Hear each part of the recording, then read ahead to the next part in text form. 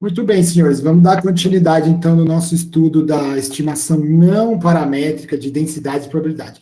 Nos últimos capítulos dessa saga, pandemia, vocês já devem ter se convencido que a PDF é importante, função densidade e probabilidade. A gente falou disso, vocês devem ter visto o vídeo e tal. É, qualquer gráfico que seja positivo e cuja integral da onde importa, de menos infinito a mais infinito, seja 1, pode ser considerado uma PDF. Se isso vai ser útil ou não, são outros 500, mas isso é uma PDF, então basta isso para ser PDF. Algumas têm nome e sobrenome, ou seja, tem dono, tem propriedades relevantes, tem formulinha que define ela, mas a gente estava falando das que não tem formulinha. São aquelas que, bem de caixa preta, mas tá caixa azul, peraí. Caixa preta, são aquelas onde você não sabe por que é assim, mas o Machine diz que é assim, tá certo? Beleza, vamos retomar daqui. Aí a gente chegou a fazer isso, a gente pegou uma distribuição, quem lembra dos capítulos passados aí, a gente fez um experimentinho de eye tracking, que vai ser o que vocês vão fazer no trabalho 1, a gente separou em x e y, tinha x e y,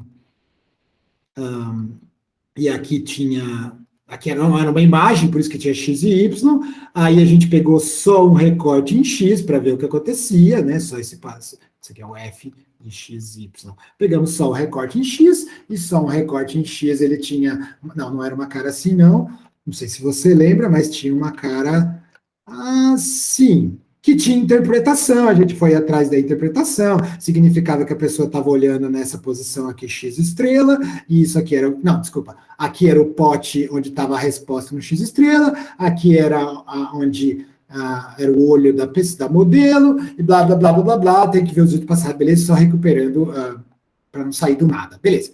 Aí eu ensinei vocês a alisar o histograma, porque isso aqui era um histograminha, e aí eu falei, vamos alisar o histograma, que é o termo chulo para obtenção de forma não paramétrica, da PDF. E agora eu prometi que a gente ia ver agora um pouco mais teoreticamente, um pouco mais teoricamente de onde veio essas coisas, e não ficar só no Scriptomics, só fazendo script, que é muito legal, botar a bola no gol, mas só botar a bola no gol e não jogar bonito não te fará um cara completo, não é mesmo? Então vamos tentar fazer um pouco do outro. Hoje é o dia que talvez você queira assistir depois de novo, gravado, com calma. Então tá. Como que a gente fez aquela mágica? Não sei se você lembra, eu simplesmente apertei Density no meu R, e aí a mágica aconteceu e pronto, e é isso aí. Agora eu vou explicar o que é essa mágica. Então, o que é essa mágica? O nome desse negócio que está implementado no R com o comando de Density simples é Kernel Density Estimation. Kernel Density Estimation é você estimar a densidade usando um tal de método de kernel. E o que é esse kernel? Primeiro eu vou dar a ideia e aí depois eu ponho a matemática. A ideia é muito simples, é tão simples que dói até. Você fala, como é que pode fazer tanta coisa só com isso? Pois é, não é legal?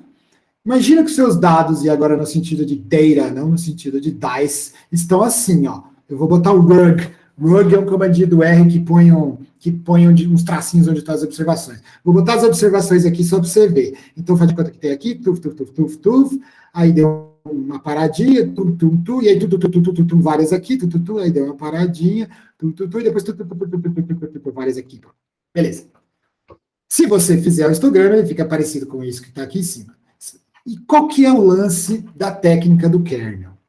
O kernel ele assume que, ele escreve, diz que, eu não sei qual que é a minha densidade, tá? É um meio termo entre totalmente data-driven, nada a ver, que nem esse que eu acabei de desenhar, totalmente, assim, do jeito que Deus criou, é um meio termo entre isso e um negócio totalmente modelado, onde f de x é igual a 1, tem uma fórmula. É um meio termo no meio do caminho. Por que meio termo? Porque ele assume a seguinte coisa, ele fala, vamos supor assim, não é que você vai supor e ver, não é que você vai supor e ver se funcionou. Não é supor e depois ver se deu certo. Na verdade, vou propor, melhor. Vou propor. Melhor do que supor. Eu vou propor que a distribuição de PDF, a densidade, a PDF, que me ajuda a resolver esse problema, que modela bem esses dados que eu estou vendo, é uma média, é uma mistura, a gente chama de mistura, é uma mistura de outras densidades. Uns átomozinhos, mas as pessoas não usam átomos, elas usam kernel. Então vamos supor que é uma mistura, que eu vou pegar e somar todo mundo com alguma função k de kernel que tem a ver com suas observações, cada uma das observaçõezinhas xi. Então esse aqui é um xi. Esse aqui, por exemplo, é o senhor X237. E esse aqui é o senhor XI. Esse aqui é o senhor XJ, tá bom? São as observações, que é uma função das observações e algum parâmetro H, só para ficar igual do Wikipedia, mas pode ser, vou chamar de H para ficar igual. E a gente vai dividir tudo isso aqui e a gente vai somar tudo isso, vai misturar todas elas, então I vai desde o primeiro até o último, por falta de ideia melhor o último vai ser N, e aí vamos dividir todo mundo isso por N. É uma média, professor? Então, parece a média, mas não é. É uma média de funções. K é uma função, não é um número, tá? E o que seria esse K? O K... Ops, o que eu estou fazendo aqui? Eu fiz besteira aqui, peraí. O K é a função... é a função kernel, que não tem nada que ver com o kernel do seu Linux, cuja distância eu recomendo. Fique longe do kernel do Linux. Isso aí não é para qualquer um. Não mexe com essas coisas do demônio, não. Fica kernel no sentido de núcleo. Podia chamar átomo, mas a galera gostou de chamar kernel. E o que eu usei com vocês, e que é o mais usado de longe, é o kernel gaussiano. Kernel gaussiano, que eu vou chamar de G de Gauss, G de X. O kernel gaussiano, ele tem, por ser gaussiano, ele deveria ter dois parâmetros, mas ele vai ter um parâmetro só, H, eu já vou mostrar. Por enquanto, uma função qualquer que eu já vou mostrar a cara dela, mas, então, quando o kernel é gaussiano, essa função de kernel é escolhida a função gaussiana. Se fosse um kernel venciano, você estaria usando a função venciana, que não existe, certo? Mas se eu inventasse uma, seria a kernel a função venciana. Então, isso aqui é o genérico. Na prática, inclusive dentro da implementação padrão do R que a gente mostrou, e o que na maioria das pessoas usam para alisar porque funciona bem, ponto final, se usa o kernel gaussiano. Quer dizer, não é que ninguém, poucas pessoas chamam de kernel normal. Em geral, se chama de kernel gaussiano mesmo. Mas a normal e a gaussiana são praticamente a mesma coisa. E o que é isso aí, afinal? É a boa e velha gaussiana. Então, finalmente chegou a hora de eu escrever ela para você. Mas em vez de escrever com X, eu vou escrever com a fórmula geral dela, tradicional. Não, se eu puser X, você vai escrever com U. É essa funçãozinha aqui, ó. Raiz de 2π, 1 sobre... peraí, não. Vamos fazer a geral. Não, vou deixar você se confundir com x mesmo, porque vai estar escrito assim em todos os lugares do universo. É uma função de x, mas também é função de mi e de sigma. Mas as pessoas não falam assim. Se você fosse um computeiro tradicional, você falaria que é uma função, no sentido função computacional, que recebe três parâmetros, que recebe x, que recebe mi e que recebe sigma. Você dá essas três coisas, ele cospe uma resposta, cospe um y. Então, função no sentido de tabela de correspondência entre números, para um yj qualquer, você simplesmente colocaria o seu xj qualquer, sabendo mi, sabendo sigma, e você obtém isso e pronto. Esses daqui também são parâmetros. E aí começa uma confusão de jargão. Parâmetros no mundo das distribuições de probabilidade são só esses dois aqui. Esse não é parâmetro. Mas no mundo da computação, parâmetro é tudo que tiver que entrar, né? Todos os inputs, são três inputs. Mas quando a gente fala no mundo da modelagem, está falando que a função ela é parametrizada por esses dois parâmetros, um mi e um sigma. que, já vou antecipar, coincide com a média e o desvio padrão. Tudo bem?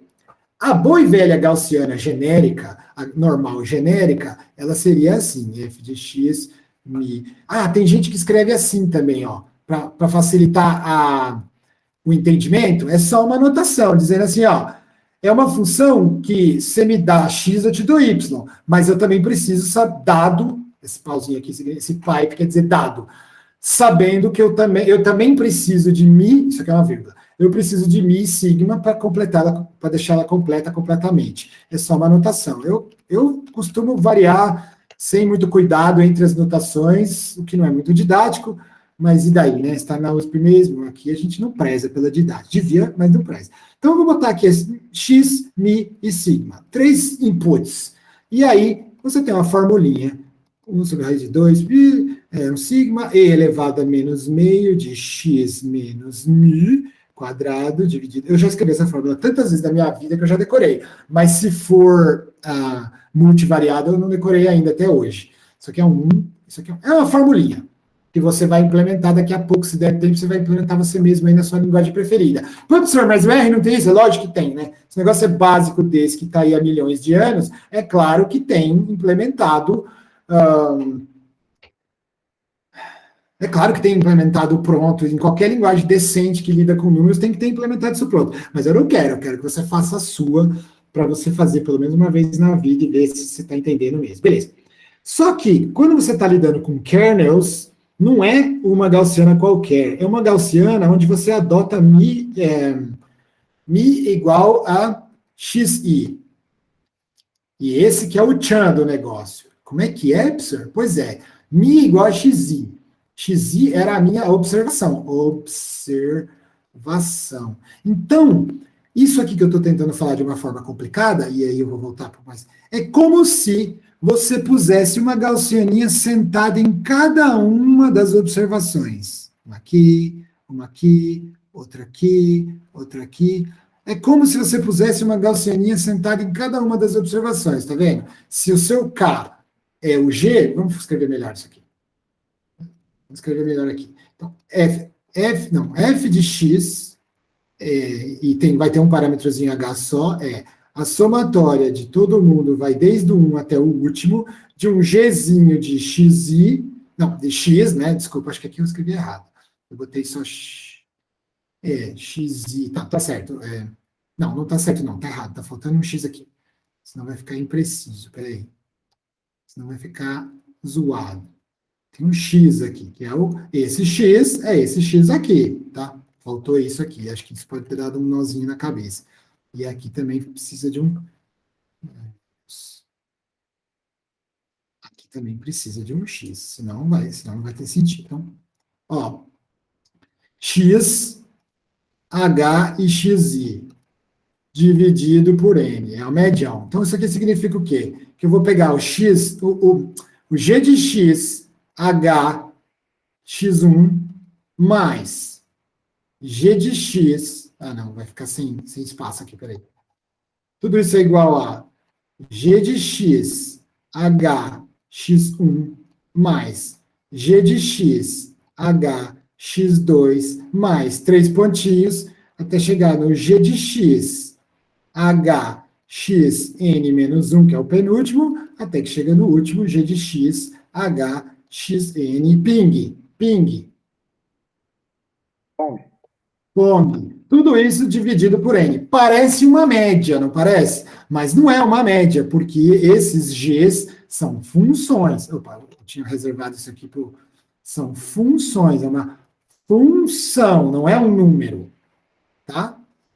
Bom, vou abrir um só para a gente ver. É uma função. O que quer dizer isso aqui? Significa que esse pedacinho aqui é 1 sobre raiz de 2π h, o mesmo h para todo mundo, e elevado a menos 2 x menos xn menos 1 quadrado, não pode esquecer, dividido por h quadrado.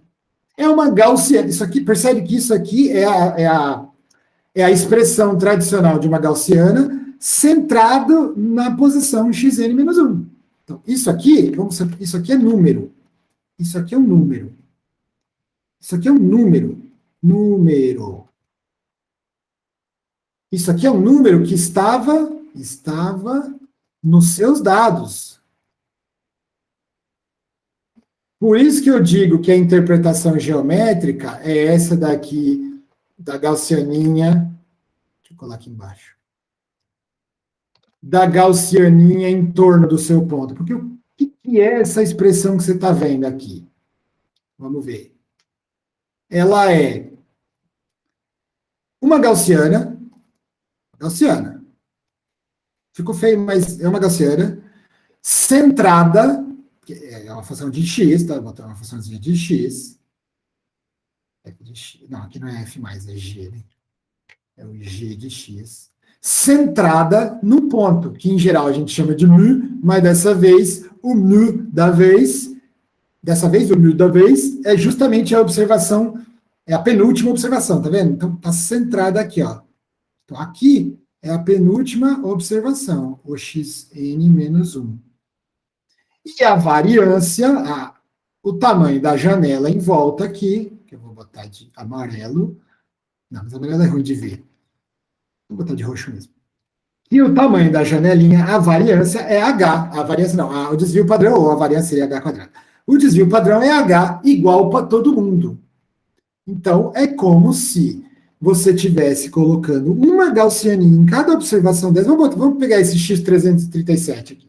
Então, no meio aqui da minha formulinha, no meio da formulinha, f de x, h é igual a g, x, h, o mesmo h. Então, o h vai ser uma entrada, é o bandwidth, é o tamanho da janela, é o tamanho do blur gaussiano que você vai fazer, para quem já fez para quem borrou imagem na vida, o blur gaussiano é basicamente esse tipo de coisa. Então, o h é o tamanho da janela, chama de janela, vou botar entre aspas, não sei se é a melhor tradução, janela. O h é o mesmo para todo mundo, e esse aqui é o x1, mais 3 pontinhos, vai chegar uma hora que vai ter o x, h, x300, vou até botar aqui de outra cor, que chegou a vez dele, x300, não, 237, mais 3 pontinhos até chegar no último, GHXN, que é o último. Tá bom? Tudo isso, vou botar, vai ficar feio, mas tudo bem.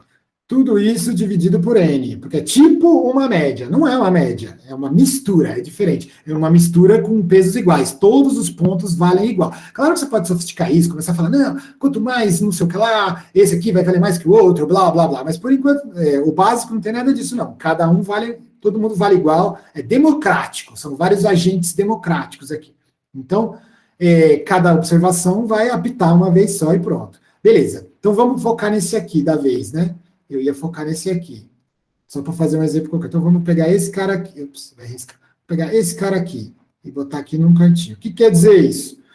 O G, X, H, X 237 é igual a 1 sobre raiz de 2π, 1 sobre H, que é um número dado, é a janela, é 0,35, é 12, é alguma coisa. E, em geral, existem métodos para determinar isso automaticamente, tá? Não precisa surtar agora com isso. É algum número dado, janela dada de dados, é a janela input, tá bom? Vezes e elevado a menos meio de x menos x237, é o cara, é o duzentésimo h quadrado. Isso aqui é um número, Isso aqui é um número. Percebe que tudo é número menos esse. É só isso que falta. É só isso que falta. Não, só isso que falta é muito de criança terceira série. Deixa eu pôr aqui. Caramba. Esse aqui é a variável em questão mesmo. É a variável. Que está aqui, ó. Vou fazer de outra cor. Essa daqui É a variável que está aqui, ó. Tá dando para entender? Ping. Bom, Então, imagine que essa função f, eu sei escrever, ela é feia. Ela não é uma coisa de boas, não. Mas eu sei escrever. É esse monstrinho, mais outro igual a esse, só que com outro número aqui, mais outro igual a esse, mais outro igual a esse, mas até chegar no fim e depois tudo dividido por n. Deu para visualizar o matematiquês da coisa? não, sim, gente. Não entendi. Repita. Não, ele disse que está dando. Está dando. Então, agora vamos ver como é que fica isso aqui na prática. Ó. Então, suponha que você tenha duas observações. Vamos focar só em duas, tá? Uma aqui e outra aqui, tá bom? E aí eu já vou copiar e colar isso aqui para usar várias vezes. Suponha que você tenha só duas observações.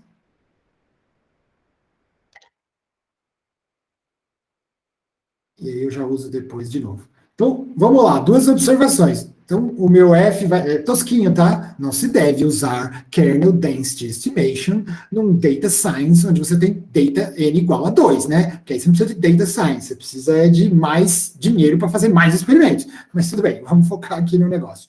Então, você tem esses dois aí. O que diz essa formulinha no caso 2? No caso 2, que seria bem de boa, seria F. Vamos botar aqui um exemplo. F de x, e vamos supor que h é igual a 1,2. Inventei, tá? Seria 1 raiz de 2π, 1 sobre 1,2, e elevado a menos meio de x menos, e aí faz de conta que esse aqui é x, tá? A variável x, esse aqui vai valer, sei lá, 3,14, é um número qualquer. E 7,123. Pronto. Aí você vai lá, e deixa eu voltar para a formulinha. Menos 3,14 ao quadrado dividido por 1,2 ao quadrado. Mais, sobre a raiz de 2, 1,2, elevado a meio x menos 7,123 ao quadrado, dividido por 1,2 ao quadrado. Acabou. Ao quadrado. Beleza. Acabou. Essa é feio, mas é totalmente factível, concorda? Se eu te der um x, você me calcula o y. Beleza?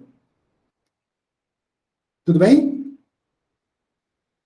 Como que ficaria o gráfico disso aqui? Ó, com uma janela da ordem 1,2, e aqui é o 7, eu diria que ficaria mais ou menos assim, ó. Esse daqui, mais ou menos. E esse daqui, mais ou menos assim.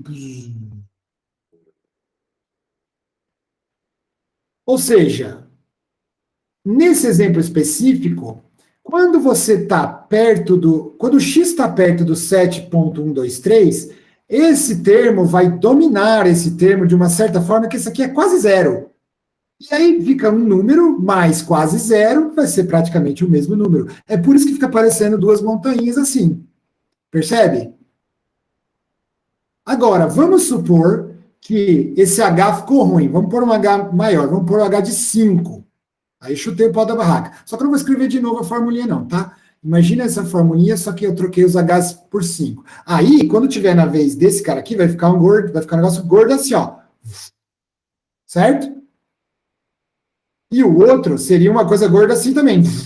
Só que como eu estou somando, neste ponto aqui, vai ser a soma dos dois. Então não vai ficar desse jeito que você está vendo. Vai ficar assim, ó. Nossa, ficou tosco isso, hein? Peraí. Ficou muito tosco. Vamos.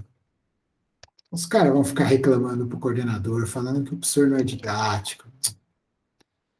Aí eu vou ficar muito preocupado. Então, peraí, vamos fazer assim, ó. Vou fazer o seguinte: vou botar de outra corzinha, como se estivesse sozinho, como se fosse o primeiro termo assim, sozinho. Isso é o que a gente chama de mistura. E o outro termo eu vou botar aqui como se estivesse sozinho, mas não tá. Tá vendo? Vocês estão vendo ou ficou muito azulzinho demais? Vamos para ver, gente. E como ficariam os dois juntos na soma? Assim, ó. o azul não apita, o azul não apita, o azul não apita nada. Opa, aí o azul começou a apitar. Aí ficou um negócio assim, porque é a soma dos dois. Aí depois o amarelo começou a parar de apitar, sei que lá foi, ficou só o azul, ficou assim. Tá vendo o que eu tô vendo? Esse daqui seria o F, seria um F de X, que é um G de X mais. Pô, cara, depois dessas cores todas, se você falar que eu não estou me esforçando para ser didático, eu só vou fazer de preto e branco. Vai se. Aí, ó. Dividido por 2, vai. Sacou? Se eu tivesse só duas observações. Mas é claro que. E com uma janela grande. Aqui eu também tinha duas observações, mas como a janela era pequenininha, esse efeito de você juntar vários kernels para criar a distribuição do PDF final não rola, não aparece, porque foi um H muito mal escolhido. Como é que eu vou saber isso, professor? Por enquanto, você acredita no R, ou acredita nos métodos tradicionais, tá bom? Mas, Por professor, enquanto. Diga. então, que nem você tinha mostrado no começo, esse H vai então variar de acordo com a quantidade de dados que tiver? Vai, ele varia de acordo com a quantidade. Para valer agora, a H também é uma função do seu vetor de dados, tá? Eu não entrei no mérito disso, não quero nem entrar hoje, mas só porque você perguntou aí, porque é importante, a H também é uma função dos dados. Existe uma heurística, existem vários métodos heurísticos para descobrir qual é o melhor H, de acordo com alguma métrica do que quer dizer melhor. Nesse momento, eu usei intuitivo, quer dizer, não só a quantidade, mas a distância entre eles também. Nesse caso aqui, 1.2 era um número ruim, porque eles estão. Qual é a distância entre 7 e 3, hein? 3, 4, 5, 6, 7. 4. Então, 1.2 é muito pouco quando você tem uma distância de 4 entre eles. Faz sentido, não? E por isso que ficou uma bosta. Ficou ruim. Desculpa, tá gravando. Agora, esse aqui, que eu meti um. Cadê? Eu esqueci. Não era 1.2. Qual que é? Acho que foi 5. Eu inventei um valor gigante aí de 5. Aqui eu meti um H5, vai. Então, H5 foi pouco, porque se daqui até aqui tem 4, o 5 tinha que vir. Acho que se daqui até aqui tem 4, esse aqui tinha que ser uns 3,5, vai, 3,5. 5 foi uma estimativa ruim. Uns 3,5 daria mais ou menos isso aqui. O tamanho da Gaussiana, a gordice da Gaussiana aqui, mais ou menos 3,5, tá? Isso aqui tudo é 4. Não, acho que eu também estou errando de novo. Mas beleza, eu quero pegar a ideia. E aí, com essa janela, ficou legal, tá vendo? Ficou legal, deu para ver que, de fato, misturou os dois dados. Agora eu quero que você pegue essa ideia e generalize para um conjunto de dados inteiro, como esse aqui. Então vamos fazer um conjunto de dados inteiro. Estamos chegando onde eu quero. Agora vai ficar legal, tá? Quer dizer, acho. Então agora sim temos o f de x, e aí eu tenho data science. Data talking, vamos lá, talk to me, data. Você sabe que se você torturar suficientemente os seus dados, eles falam qualquer coisa, né? Então, data science também é a arte de fazer os dados falarem. Não pode, hein? Tem que ser honesto, pelo amor de Deus. Aqui tem um monte. Se eu colocasse as gaussianinhas, vou botar algumas só. Aqui, por exemplo, e aí aqui vou botar uma outra, tudo colorido, para ficar bem legal e didático. Cada gaussianinha centrada num ponto, numa observação, todas elas com o mesmo H, não é H variável. E aqui uma outra, olha que legal, desses próximos, e aqui uma outra, pronto. Aqui uma outra, e acho que acabaram minhas cores, tá? Aqui uma outra, pronto. E esse aqui, vou botar um outro aqui para ficar. E esse aqui, magenta, vou botar aqui no cantinho, e aqui um magenta um pouco mais fraco, pronto. Vou brincar com a paleta aqui. Beleza. Como é que ficaria no final? Vou botar de azul no final. Esses dois vão formar uma montanha assim. Esse aqui vai ficar, coitado, sozinho. Aí esse aqui já vai montar com os vários, vai. Você tá vendo o que eu tô vendo? Aí aqui vai dar um blup sozinho, coitado aqui, blup sozinho, aqui vai. Não, aqui esse aqui não vai acontecer, não. Esse daqui vai ficar assim, e aí vai cair de novo assim, até que. porque está somando esse, com esse, com esse, com esse, com esse, com esse, com esse. Tá dando para entender a intuição do que o método de kernel faz? Tá sim. Dependendo de como você escolhe seu H, e os métodos amplamente estudados são espertos para escolher esse H, a coisa vai ficar bonita, vai ficar tipo assim, ó. Professor, Fala. o H é o bandwidth? É o bandwidth, esse mesmo, é a banda, largura da banda. Porque esse é um negócio utilizado em muitas áreas, vem de processamento de sinais, várias áreas antigas, que já existe faz tempo. Processamento de sinais, estatística, então às vezes você está falando da mesma coisa, só que com terminhos e nomes diferentes. É o bandwidth, é a largura da banda, que tem tudo a ver com sinal de alisamento de sinais, para quem fez sinais na vida, sinais que eu digo como é que é? Sinais digitais, que você tem séries temporais coletadas analogicamente, que depois se transformam em digitais, toda aquela coisa de engenharia, sabe? Processamento de sinal propriamente dito. Então, tem toda essa área usando essas coisas faz tempo, para alisar sinal. Então, às vezes a motivação é alisar mesmo. Aqui, a gente fala alisador de histograma, mas o que a gente quer mesmo é achar o PDF.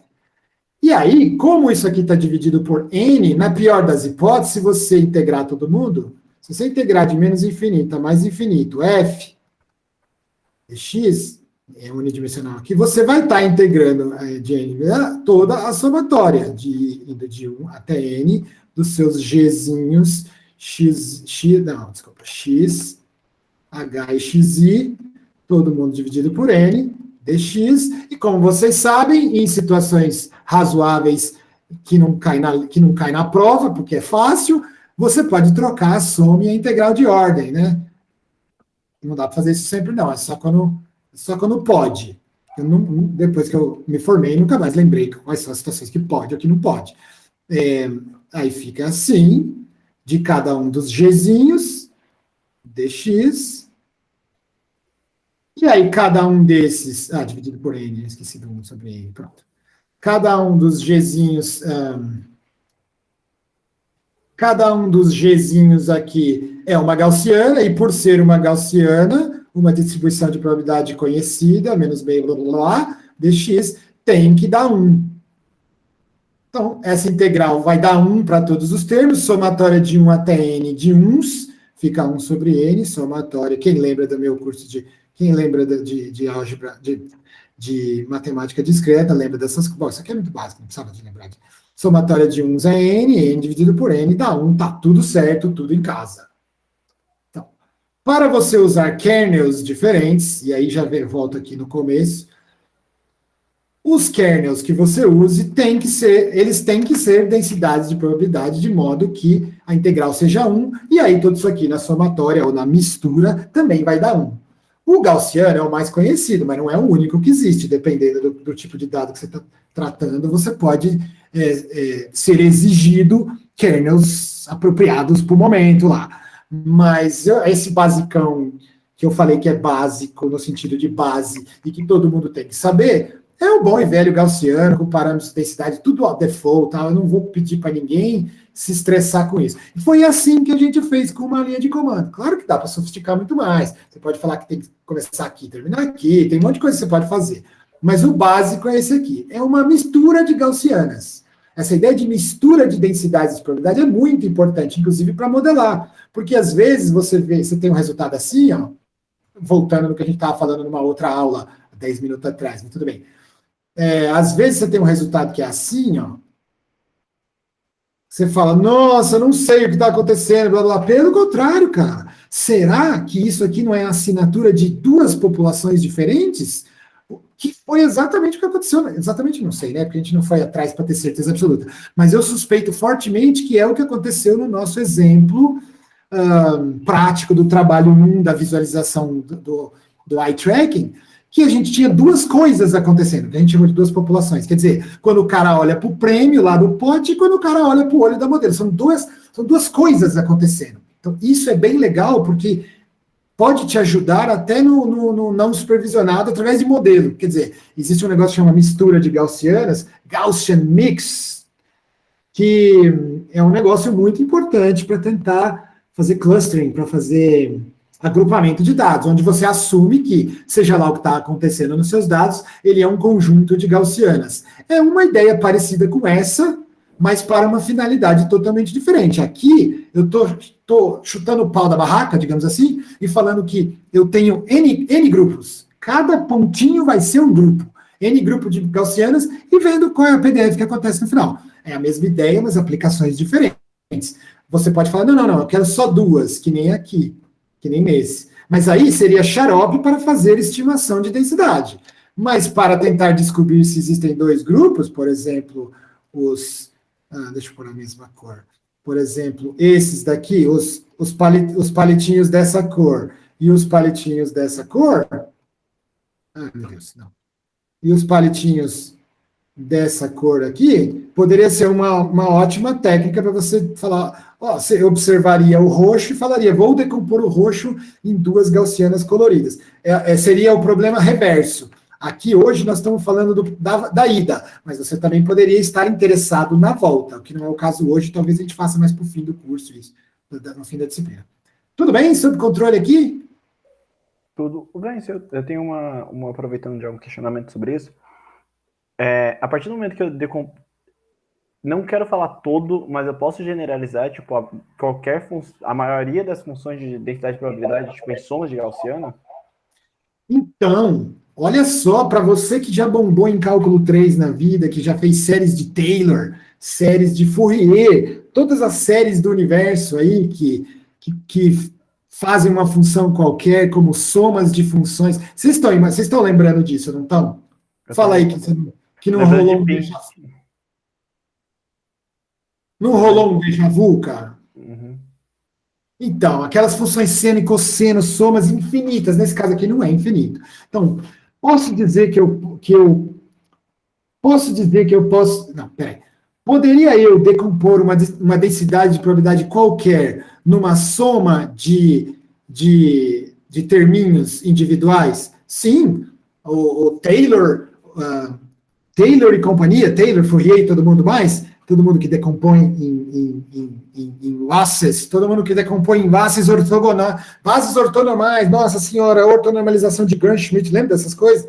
Espaços vetoriais, lembra de álgebra linear, quando tudo começou a ficar difícil, você lembrava de física e vetores reais, aí de repente o professor chega e fala, não, agora o nosso espaço vetorial vai ser um espaço de funções, e nós vamos medir um ângulo entre funções, e aí você falou, não, então, porque tinha um treco que chamava série de Fourier, ou série de Taylor, série de McLaren, tinha um também, série de Ferrari, acho que não existe. E aí você transformava qualquer função no limite do infinito.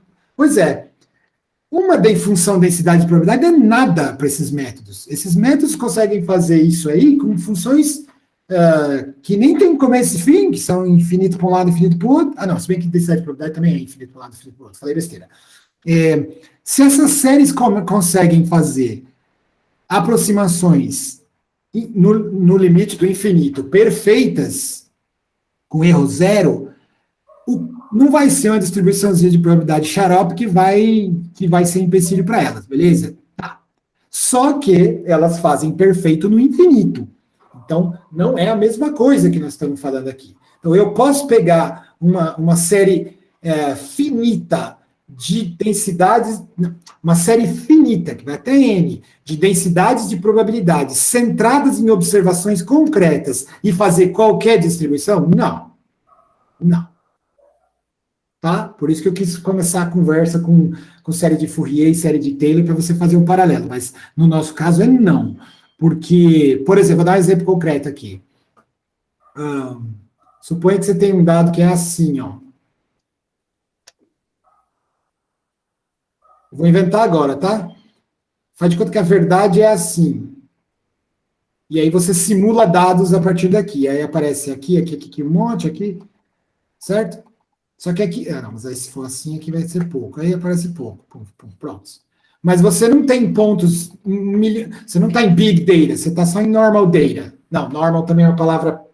Normal é palavra reservada aqui no nosso contexto, também não pode. Você está só na situação usual aí, que não está com infinitos data. Aí na hora que você vai fazer o seu gaussianozinho, aqui não aparece, lá, aparece só um morrinho aqui, e um morrinho aqui, e fica assim.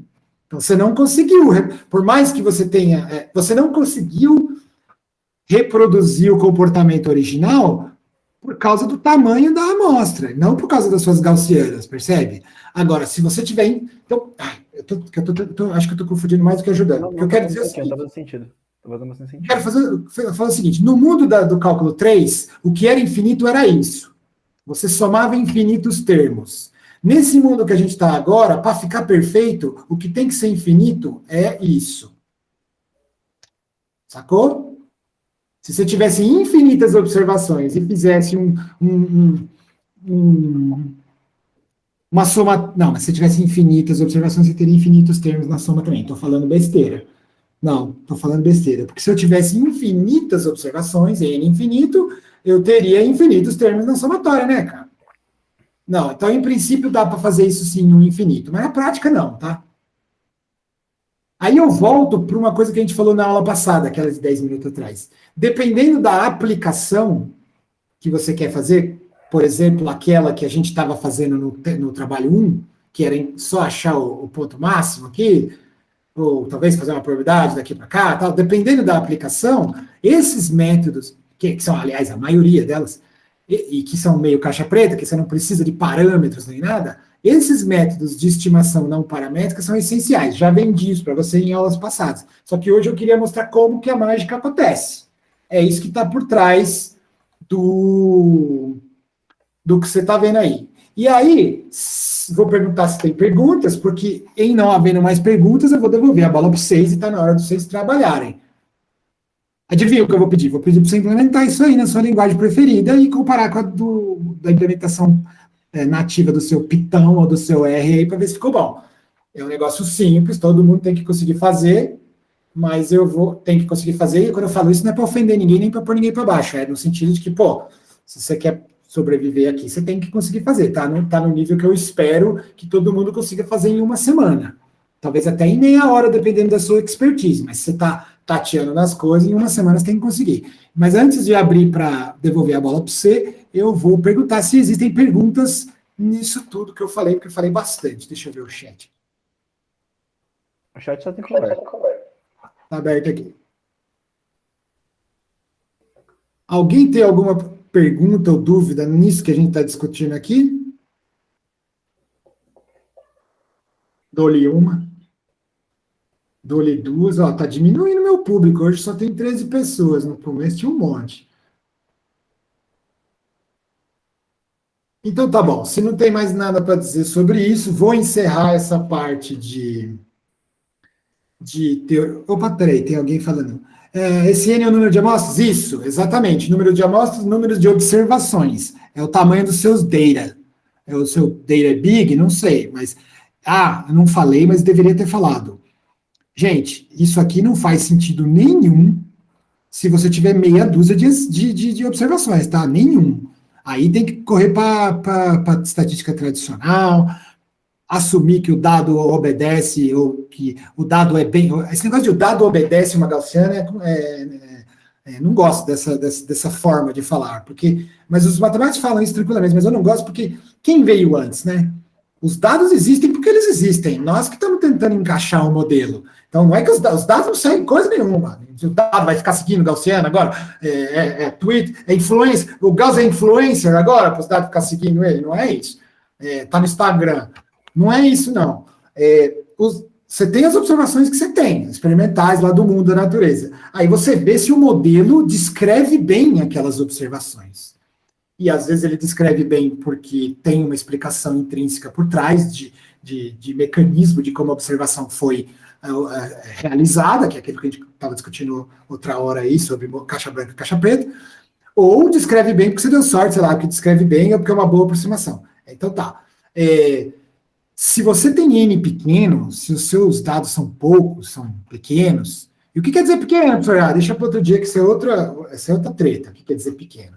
Mas se tiver 300 mil pontos, isso que nós estamos fazendo está muito razoável. Se tiver 3 pontos, 10, e eles estão tudo espalhados, o que nós estamos falando hoje não presta. Você vai ter que assumir que existe uma realidade por trás que gerou aquelas observações, o modelo que o Deus da estatística gerou aquelas observações de alguma forma, e você está tentando adivinhar qual é, e aí você vai fazer o de sempre, tradicional, estatística de dados de poucos dados. De poucos não, de dados normais, tradicionais. Não, normais não, tradicionais.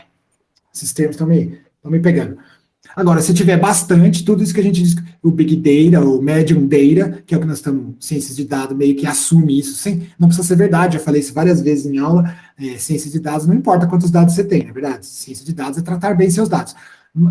Deveria ser essa a definição, mas a gente sabe que na prática, quando as pessoas pensam em ciência de dados, elas estão pensando em um montão de dados, não necessariamente big, mas um montão. Quando você está nesse cenário, essas coisas que nós discutimos hoje se aplicam, senão não se aplicam, tá bom? Beleza. Satisfeito? Quem que perguntou aí? Rafael, satisfeito? Beleza. Mais alguma pergunta? Dou-lhe uma, dou-lhe duas antes de eu encerrar esse assunto? Eu só tenho uma curiosidade, mas... Fale, curiosidades são bem-vindas. Por que Mark 30? Maior que 30? Eu falei 30? Não, você não falou, mas eu lembro, tipo, até com o Rosales, tá, quando a gente tava falando de probabilidade e tudo mais. Tá. Eu lembro que, tipo, tinha um valor mínimo lá de dados para você começar a assumir começar a assumir as normais, assim, utilizar do normal. Então, isso aí ao mesmo tempo que é bullshit, é para valer. Então, 30, um número que saiu da cartola. Por quê? Porque existem análises assintóticas, quer dizer, as pessoas, os antigos, eles fizeram muitas análises que fazem assim, que tentam estimar o quanto eu estou errando fazendo uma hipótese desse tipo de modelagem, né, uma hipótese de modelagem, quanto que eu estou errando se eu estiver errado? Tá? Quanto que eu estou errando se a verdade não for essa? E aí, as pessoas chegaram em números desse tipo, que é tolerável, depois de uns 30, mas isso é o número da cartola, tá? Depois de uns 30, é tolerável o erro que você comete quando você modela erroneamente. Mas depende dos modelos. Então, é análise assintótica. Eu nunca gostei muito de análise assintótica, tá? Então, tem gente que ganha a vida fazendo isso. Eu nunca curti muito, porque ela exige várias coisas. Na minha opinião, tá? Vou polemizar na internet. Vou ganhar vários cancela aí. Se tivesse botão cancela, os caras já tinham apertado. Mas eu vou polemizar, porque é minha opinião mesmo. Na minha opinião, muita gente que mexe com essas coisas vive no mundo da matemática e esquece que logo que você entrou com dados reais, isso eu acho que a física me ensinou, eu não sou físico, mas eu fiz física, eu sou físico não praticante, mas foi uma coisa que me ensinaram desde criancinha. Logo que você entra no problema e já chega, vamos suportar o modelo, já tem erros associados, só que são erros inquantificáveis, é erro de modelagem, e se você tiver errado, se não for nada a ver disso, então... E os matemáticos, em geral, eles costumam chegar e falar, seja um modelo tal. E aí fica maltratando e faz isso aqui, toma um limite, isso aqui. Mas, cara, lá atrás, você já assumiu que era um modelo tal, que pode estar totalmente equivocado. Então, eu não gosto muito dessas análises assintóticas por causa desse tipo de raciocínio, apesar de que não é uma objeção nova. Os antigos já tiveram essa objeção e já trabalharam em cima dela, e pode ser que eu não conheça a área inteira. Pode ser não, tenho certeza que eu não conheço a área inteira, então as pessoas já lidaram com esse problema antes, não sou eu que estou, não é o Ben que está falando, existe esse problema, as pessoas já lidaram com esse problema antes, mas essa é uma coisa que me incomoda bastante no mundo da análise assintótica, sabe? De ficar, mas é daí que saem os 30 da vida. Tá, beleza. Mas esse negócio de 30 é totalmente da cartola, tá? É uma regra do dedão, sabe a regra do dedão? Thumbs Rule. Thumbs Rule é uma regra de dedão. Onde as coisas meio que fazem sentido, agora você pode facilmente derrubar isso aí, criando um modelo teórico, um modelo mecanístico de como os dados vão ser observados, que faz com que os dados não tenham absolutamente nada a ver com gaussiana, ou normal, nada a ver, porque vem de um universo paralelo, por exemplo, um ângulo, um negócio de ângulos, não tem nada a ver com normal. E aí você simula 30 dados, mede uma normal, vai ficar tudo ruim. Não tem nada a ver, sabe? E aí não vai ser porque não é porque tinha 30 que você podia botar uma normal. Isso é polarização no talo, né? Essa coisa de... E é a pergunta de $1 milhão. Todo médico pergunta, mas e aí, quantos que eu tenho que fazer? E aí os caras mandam fazer análise de poder. Esse é outro negócio que eu detesto. Análise de poder. Só para enrolar a FAPESP, só para dizer que você sabe o que está fazendo. Análise do poder, ela é legal, porque fala assim, quantos pacientes eu tenho que ver para conseguir ver o efeito? Lindo, você faz o cálculo do poder, tá maravilhoso. Só que tem um probleminha. Essas análises de poder, elas têm hipóteses por trás, elas estão assumindo. Se o mundo for gaussiano, então eu precisaria de 10 mil amostras para conseguir ver uma agulha num palheiro. Ah, tá. Mas e se o mundo não for gaussiano? Aí eu não faço a mínima ideia. Entendeu? Então, as pessoas não costumam explorar outros cenários teóricos para ver o que acontece na hora de fazer a análise de poder. Mas isso aí já estou polemizando demais, foi uma resposta cumprida para uma pergunta simples. Próxima pergunta. Tem um N mínimo? Para fazer o que nós estamos fazendo, eu não gosto dessas formulinhas. Tem um N mínimo, é 12, é 42, pronto, é 42, é pi. Tem que ter no mínimo pi observações, senão não dá. Tem que ser um negócio que você tem que ver para ver se ficou bom ou não. Às vezes, claro que se eu tiver 300 mil, vai tranquilo que vai dar certo, tá bom? 300 mil para estimar uma densidade de probabilidade unidimensional. Agora, se eu tiver 300 mil observações para um problema que é 700 mil dimensional, já não está tão bom assim, percebe? Então, a gente vai ver a maldição da dimensionalidade mais tarde, em outros momentos dessa disciplina também, mas hoje eu queria parar só por aí, só para instigar vocês que tudo depende, é a resposta de sempre, tudo depende, tem que ter um bom senso aí. Mas se eu tiver 300 mil para estimar uma densidade de probabilidade unidimensional, tá de boas, pode fazer o kernel tranquilo, bem menos que 300 mil já ia dar para fazer. Tudo bem? Agora, 10 pontos vai ser difícil, mas dá também. Se os 10 pontos estiverem todos todos juntinhos um no outro, vai ficar bom, dependendo do erro que você precisa, da aplicação, entendeu? Então, tem que pensar. Não? Essas respostas para qual é o N mínimo, elas são perguntas justas, mas elas têm uma conotação sociológica por trás pesada, que é você meio que dar carta branca para a galera não pensar e já sair usando a formulinha de que N maior que 10 tá bom. Então, eu não quero falar esse tipo de coisa. Tem que pensar. Nada é desculpa para você não pensar. Mas é claro que 300 mil para estimar uma função densidade unidimensional tá ótimo, tá tranquilo. Aliás, eu não gastaria o dinheiro fazendo 300 mil. Faria bem menos que isso. Falei demais. Mais alguma pergunta antes da gente encerrar isso? Ou vocês estão me enrolando só para não falar a parte que vocês têm que implementar? Sem resposta. Beleza. Vou encerrar a gravação e vou falar o que vocês têm que fazer para a semana que vem.